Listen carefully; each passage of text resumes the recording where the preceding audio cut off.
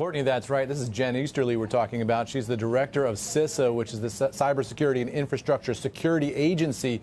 They're the chief defenders in the federal government defending against cyber attacks. This was her first chance to go on camera since that LOG4J calamity went public last week. And what she had to say was a little bit alarming. Take a listen.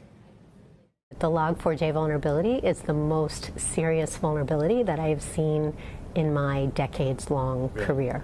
Everyone should assume that they are exposed and vulnerable, and to check and make sure that they're not vulnerable.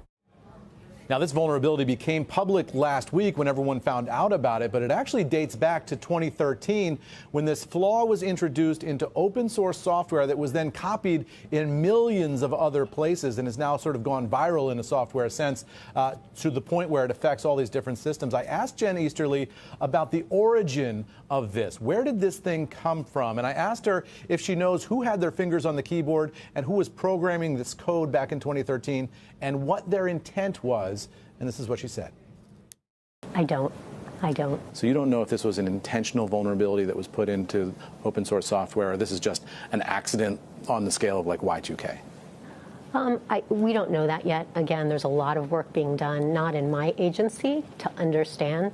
But this is something that everybody should be concerned about, not because of where it came from, but because this is incredibly dangerous to everybody's business, everybody's networks, everybody's system.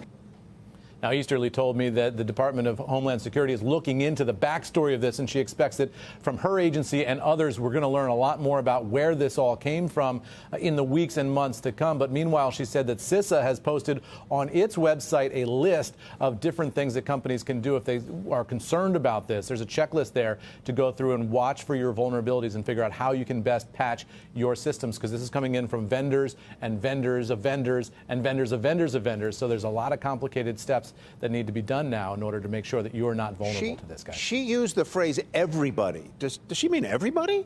She really means everybody. I mean, this is millions and millions of devices around the world. It's this common little piece of software that software programmers just cut and paste and add it to other kind of products, and it goes everywhere. It's just ubiquitous, and that's the problem.